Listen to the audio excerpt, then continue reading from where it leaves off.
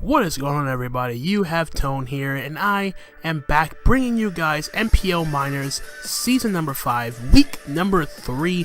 This week, we are taking on Cloud MV and his Jersey Weaviles, and what's promised to be a very, very interesting matchup to the season. So, if you guys did miss our Week 2 battle where we face off against Illusion and this Las Vegas Venusaurus, we did come away with a narrow 1-0 win, although we did have some hacks go in our favor, and I want to at least, for the most part, I want to prove that I can actually build and win with my own team without needing any sort of hacks to go in my favor. So we're going against Cloud, a very outstanding stand-up sort of guy. Just looking to have some fun. Of course, I'm looking to have fun too, but at the same time, I also want to win this game because, you know, being 2-1 would be a lot better than being 1-2, to be perfectly honest. So he's had a pretty sort of rough start to the season, dropping his first 2 games of the season. But this is not to mean that I'm going to underestimate him any more so than any other coach in this league. He has a very, very scary, potent team with the Megalopony, Latias, Scizor, Tapu Bulu, Tentacruel, Excadrill, Sableye, Electros, Charizard, Porygon Z, Golem, and the Lickitung. So some of those lower tier Pokemon are very uncommon. You don't really see them that much. But I like the way how his team just sort of like doesn't really. It synergizes, but at the same time, it does have those fun mons in the back, so you can't really blame him for trying to be a little bit different from everybody else. So, of course, remember our team, we did make some changes to our draft. We now have Mega Sceptile, Mimikyu, and Rotom Fan, as opposed to having Mega Manectric, Decidueye, and Hariyama. So, one of those mons will be making a debut for our team this week. So, just to run down the threats to my draft, Megalopony is a huge pain. Normal plus fighting just sort of bodies my team, with the exception of being the Mew, which is kind of unfortunate because I know I'm really getting annoyed with constantly bringing Mew defensive so far for the most part, but Mew does have an important role to check the Megalopony, check his other physical opponent, Pokemon. Tapu Bulu is one, Excadrill being another. And for the most part, we decided to bring Golem, like check stat too. As for the rest of this team, I do feel a little bit more confident about my this build, is because my team does have the good synergy between offense and defense, which is kind of like what I want to have, and I like the versatility that my team does offer me in this particular matchup. So, without being said, I'm just going to jump right into the team that I brought for this game. So, you see, starting off, we have the Mew with the Rocky Helmet, Taunt, Roost, Psychic, and Super Fang. This is just my response to Megalopony. Like I said, Psychic is just there for overall damage for the most part. So this set can't touch the Sableye, but I'm not really expecting the Sableye to come, to be perfectly honest, considering the fact that I have a Primarina and a Mimikyu and a Heatran, which are prevented from going for Will-O-Wisp or Toxic and stuff like that. So, EV spread, very straightforward, max HP, enough speed for Adamant Tapu Bulu, and the rest in defense to give it as much physical bulk as I possibly can for my Mew. So, moving on to our Heatran here, Stealth Rock, Toxic, Fire Blast, Dark Pulse with a Chople Berry. This is my main my main switch into Latias. This checks other special attackers too, mainly but it's mainly just trying to check his it's mainly for the Latias for the most part. Tentacruel can't really do much to it. It can Scald, get some good damage off. It can check like a special variant of Electros, special Charizard, barring HP Ground or Focus Blast, what I do have Chople Berry for. Chople Berry is mainly here for the Megalopony, so I can at least take a hit, ease the pressure off of my Mew to switch into Megalopony. And Dark Pulse is here for, mainly it's for the Latias. That's pretty much it. As for my investment, max HP, 164 special defense, 92 defense. The special defense isn't really what's important. It's just that I have the defense is just here, as weird as it may be. It does prevent my Heatran from being 1 KO'd by Charizard's Earthquake. He decided to bring a physical Charizard. Earthquake will not take out by Heatran from full. So that's pretty much what I have the defense there for. So yeah, that's my Heatran making its debut. Next is Sideways, the Mimikyu with Sword Stance, Drain Punch, Play Rough, and Shadow Sneak. With the Babiri Berry, since Excadrill's Mold Breaker can bypass my Mimikyu Disguise, and headed for a very strong Iron Head, I at least want to have something that can take a hit and then respond with a combination of Drain Punch and a Shadow Sneak. If it's in range, I will go for that combination. Consider having, I did have Shadow Claw here beforehand, but I figured that this would be a little bit better because Drain Punch, like I said, it lets me do damage to the Excadrill as opposed for just going for Shadow Claw hoping for a crit. And at the very least, Drain Punch also give me back some health. I also get some health back on the opposing Scizor. And that's pretty much it for the most part. This doesn't really set up on something like Sableye. I kind of wanted to put Lumberry on here on the off chance he does bring the Sableye, but I do feel as though I just keep my Heatran around. I don't really have to worry about that, so I'm being a very physically offensive team in this matchup here. So EV spread, very straightforward. Max attack, enough speed is here for the Porygon Z, and everything slower than that. And the rest is putting the HP for some slightly more bulk. So now we move on to our Scolipede here. Very straightforward, protect 3 attacks with the Life Orb. Mega Horn, Poison Jab, Aqua Tail is pretty much covered to the entire team as best as possible. Considered having Rock Slide here for the Charizard. Actually, before I even forget it, this Scolipede doesn't do much to Tentacruel, so I'm gonna take back what I said. But the reason why I don't have Earthquake here, because if he does bring Tapu Bulu, Earthquake is going to be doing less damage to Tentacruel, which can be a little bit of annoying, and I want to have something to hit the Charizard because more effectively, so Aqua Tail is here for the Charizard, also hits the Excadrill without having to rely on Earthquake, which is another reason. Life Orb over Z move, so I can do some more damage with the rest of my moves. I believe the speed is just here for the Latias, if I recall correctly. Actually, no. Yeah, I'm not out. This is not outspeeding a Latias. Okay, so I think I messed up somewhere. I think it's just, yeah, it's just outspeeding base 100s. Yeah, so this is the wrong EV spread. It's supposed to be outspeeding max speed Latias, and everything's slower than that. But I think, yeah, I don't think it really mattered in the concept of the game itself, as you'll see soon enough. So, so next up, because I really don't see him being Scarf Latias in this matchup, because he would like to have the freedom to switch up his moves. That's why I did what I did. So now we have our Mamoswine here, Ice Shard, Icicle Crash, Earthquake, Hidden Power Fire with the Life Orb, so bringing the heat, no pun intended here, as one of Mamoswine's best switch-ins on Cloud's team is that Scizor. But I have to scout first if he could be Akaberry.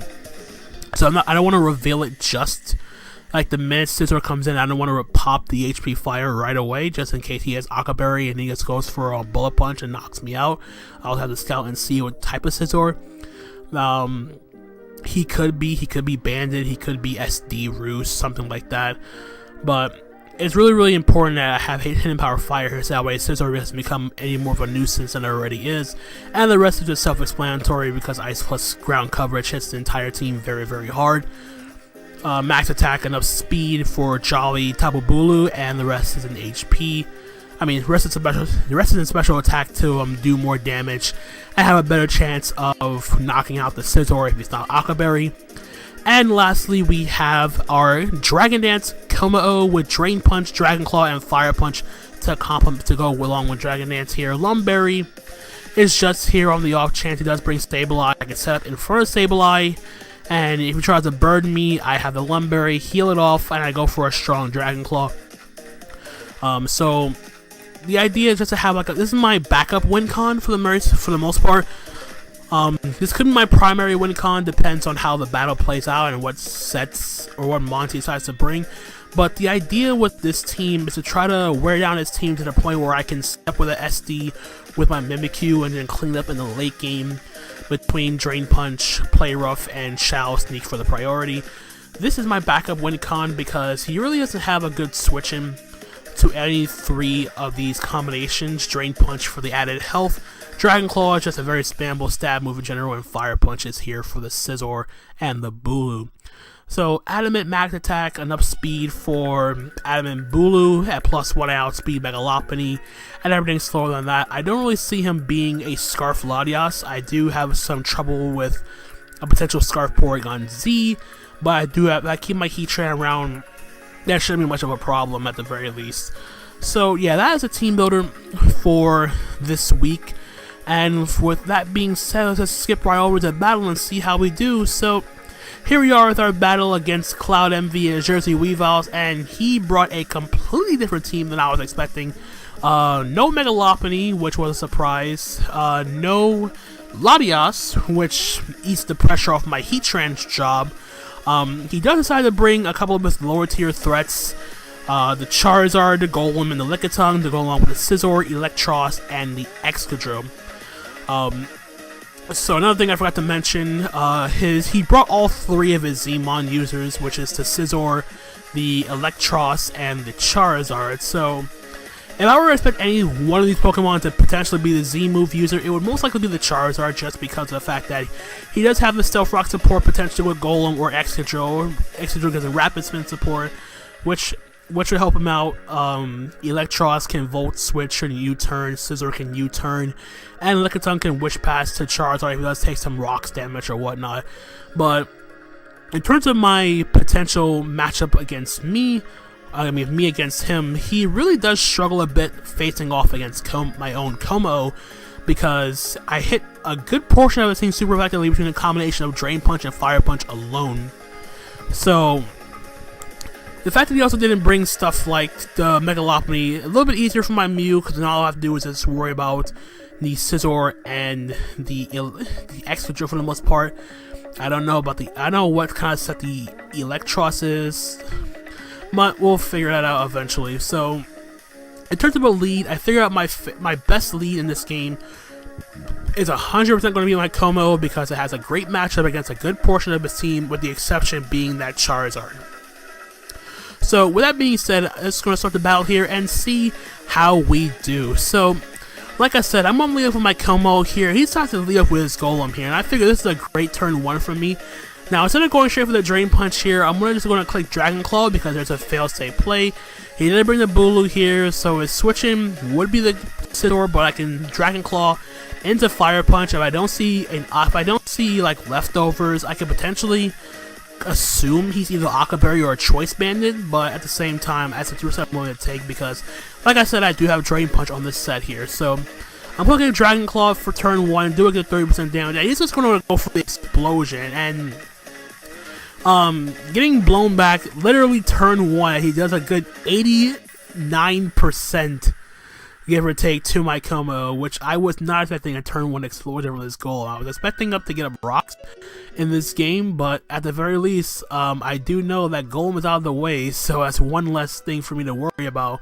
However, my Como is now severely weakened, and it's now in range of where Scizor can pick it off with a Bullet Punch, but he decides to go out into Charizard here, which gives me a free switch into the to Heatran, but I make the double into Mew.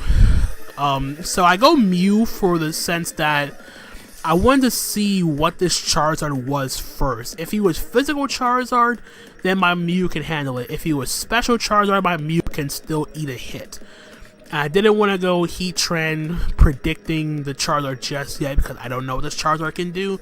So I make the safe play into Mew as he decides to double out into Excadrill, which is fine by me. I believe here I just go for a Super Fang because he didn't bring a Sableye, it's pretty free. I decided to go out into his Lickitung here, get the Super Fang off, do a good 52%. I can't taunt this thing because of Oblivious, so I'm just going to go hard into my Heatran here to go for the Wish. I believe I click Fire Blast this turn. Yeah, I click Fire Blast on the incoming Electros, and that's not going to do that's not going to do much. I'm just going to get back to full HP. I probably should have got my rocks this turn, which I do right now. And now he's going to go for the knockoff, get rid of my Chopple Berry, which is perfectly fine because Megalopony's not. He did not bring with Megalopony. Now I'm going to fire up a Toxic here, put this Electro on a timer here. So he's going to go for the slow U-turn into his Excadrill. Sorry about that. And force out my Heatran, I'm going to go directly into my Mew. He's going to click Earthquake, and that's going to do a good 40%, give or take. But now it's going to go back out into his Lickitung here as I go for the Roost, because I need to keep my Mew as healthy as possible. And now I'm going to fire off another Super Fang afterwards, but sorry about that. So I'm skipping ahead, but so basically what I did this turn, after I went for the Roost, I decided to make a play and going hard to Como because I figured at this point he's going to go for the Wish with the Lickitung, and I can't taunt this because of Oblivious. So I meant to play into the Lickitung because I don't know exactly what his thing's going to do. He does go for the Wish. So what I do this turn is I have two options. I either Dragon Dance on the Protect from the Lickitung, or I Drain Punch just to for damage. He doesn't really have a Drain Punch switch in outside of the fact that he could go Charizard, but he'll be taking Rocks damage plus potential of getting hit by Dragon Claw and potentially knocking him out. So it was a 50-50 for the both of us actually, because he could just opt to Protect here, then scout and see what I do, but at the same time, Lickitung is set up fodder for my team at the very least. So what I'm going to do is I'm just going to click Drain Punch to just basically because of the failsafe play in my opinion. So I get the prediction, I get the 50-50 right, I click Drain Punch, and the Lickitung is going to drop here. So that Wish will be going to waste for him, but it's going to switch back into Charizard, and it's unfortunate because he missed EV'd his Charizard and he's down. He's even HP, so he can't switch back in on Rocks unless he Rapid Spins him away with his Excadrill or Defogs him away with the Scizor. So my Como still has some good usefulness here because I can at the very least check the Scizor. If he's not offensive Scizor, I have a chance to live. Bullet Punch from Scizor from the range of HP I'm at. I can Drain Punch the Electros if I have to. So now I'm going to make the play into my Heatran this turn as he reveals the Z Sunny Day. Now, after doing some calcs here, he reveals his Solar Power, so now he definitely isn't going to switch back into Rocks unless he spins him away or defogs him away. So, so I did a calc beforehand, and I'm like, okay, despite my Heatran being weakened, I can potentially take, I was like, okay, maybe I can take a Hidden Power Ground. He must not be, fully special attack invested. I'm like, okay, wait, never mind. I forgot to calc the, Solar Power, and Hidden Power Ground does knock me out, but at the same time, I don't really have another play to make. I could have made the play into Mimikyu, hard Mimikyu, and use the skies and pop to the skies and whatnot. But I wanted to keep that around just a little bit longer because Mimikyu at this point is still my primary win con because my Como has been weakened. So what I'm going to do is I'm going to stay in here and go for the Fire Blast because Fire Blast is my strongest move. It's Sun Boost. The sun's out. It gets boosted. But he's just going to go for the Focus Blast, and he's going to connect and take on my Heatran. So, as unfortunate as that may be, that is going to give me an opportunity to go out into my Heatran, and I'm going to click hit him on the Ice Shard and take out this Charizard. And now he's going to go out into his Scizor, and for the life of me, I wanted to click Hidden Power Fire so bad on this turn, but I still don't know what this Scizor is. And if I let my if I let my Mamoswine go down for no reason, I'm gonna kick myself because I lost my Heatran. My other option of dealing with the Scizor is Como, which is weakened, and I don't want to reveal Hidden Power Fire yet on this Mamoswine. So, at the very least, I want to make the safe play, go into my Mew, and gauge the damage from the Bullet Punch. But he's going to predict me to switch out my Mamoswine. He's going to go for a U-turn of his own, and that's going to do 39%. And looking at the calcs here, that Scizor is definitely not attack invested. Banded would have did so much more damage. It would have did roughly a good 70% if I recall correctly. But that was a definitely bulky, uninvested Scizor. That was a definite bulky Scizor, so I don't have to worry about Choice Banded Scizor, but at the same time, he could still be Aqua Berry. I haven't seen his item yet at this point. And he goes on to his Electros. So what I'm going to do here, I'm going to go out and make the read and go hard into my Kommo because I don't want anything else on my team taking unnecessary damage. He's going to go for the knockoff here, get a crit, but I do live. I don't need my Lumberry because he didn't bring the Sableye. And this is going to be a free Drain Punch here. I get up a good chunk of damage on his Electros, get it back some health, but he's going to reveal Drain Punch of his own on the Electros. But this is a war that's going to be won by me because of the toxic damage racking up, and I'm going to fire up another Drain Punch and take out this Electros. So Kommo is already coming in, putting in the work, getting 2 kills this game, and now he goes on to his Excadrill. So the play was to, I either had 2 options here. The primary option was to let my Kommo go down here because if I go hard into my Mew, I lose my main way of dealing with, of taking a hit from Excadrill for 1, and 2, I'm losing my other option of dealing with the Scizor. Now that I've seen that the Scizor is not attack invested in bulky, I'm going to assume that the Scizor has Roost. Mew has a lot more versatility in the match because I can at least taunt the Scizor, prevent it from recovering health with Roost, and keep it relatively low, especially considering that rocks are still up on Cloud side of the field. So what I'm going to do is I'm just going to let my Excadrill take out my Kommo this turn with the Earthquake. This gives me a free switch in to my Mew afterwards because I know my Mew can eat a hit, burning a crit, but he makes a play and goes down to his Scizor here. I'm going to click Roost this turn, and now I'm going to go for the taunt here as he reveals he's leftover. So now I know that he's not Aqua Berry. I was going to taunt here as he tries to go for the Roost this turn, but now that he can't, I'm just going to fire off a Super Fang, and unfortunately I do miss. He's going to go for the U-turn, do 40%, get more Rocky Helmet damage, to go back out into his Excadrill, and it's basically just come to the mind games of trying to keep my Mew healthy as possible. You go for the Iron Head, try to flinch me down, but I do break through and we get the Roost off, so that's great. So now I go back out to a Scizor here. I'm just gonna, Roost one more time, then I'm gonna taunt again, keep this thing as low as possible, as he is going to go for the U-turn this turn, trying to get me into a situation where an Iron Head flinch with another Iron Head flinch will definitely take out my Mew. So he goes for the Iron Head here, and again my Mew is going to break through, get the Roost off, being at relatively high health, so it's pretty much a rinse and repeat process here as I'm going to go for another Roost, get myself back up to full. I'm going to taunt one more time just to make sure that he does the Roost.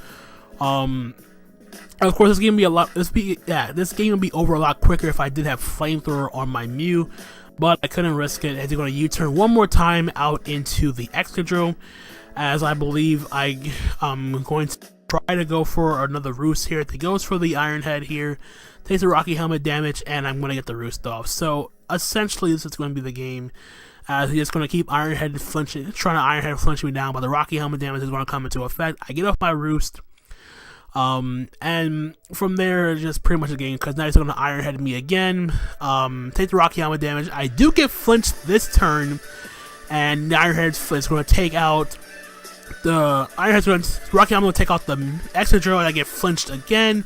Scizor's going to die to rocks, Excadrill goes down to Rocky Helmet, and we are going to pick up a 4-0 win against Cloud Envy and his Jersey Weaviles. So a very good game to Cloud. He brought some very interesting stuff in this battle. I feel as though I played this game. I played this game pretty safe for the most part. I did make some pretty hard reads at some points during the game, going hard Mew. Early on, I started going to Heat Train on the Charizard. And the Rocky Helmet Mew just paying off and cleaning up the game, cleaning up in the late game, so can't complain about that. But like I said, this game would probably be over a lot quicker if my Mew had Flamethrower over Psychic, but I wanted to damage the Megalopoly a little bit more, so that was my reasoning. But yeah, we're going to take a 4-0 win. We're now 2-1, 0 differential, so very, very solid win, I feel, for my part. Unfortunately, my Mimikyu nor my Scolipede never got to hit the field, but it's all good when it comes in a collective team win like this, so I can't complain. Again, good game to Cloud. Definitely check out his side of the battle, as well as subscribing to the rest of the NPL Myers coaches. They're all great guys. I'll definitely leave a link to the NPL fan server. I know someone was asking in the comments last time, so definitely check out the NPL fan server. Support your main red Claw since we are now on a nice little 2-game winning streak. We're making our way back up the top of the conference standings. That's very, very nice. Can't complain about that. But again, if you guys did enjoy the battle, feel free to leave a like, subscribe, comment, all the good stuff that goes with it.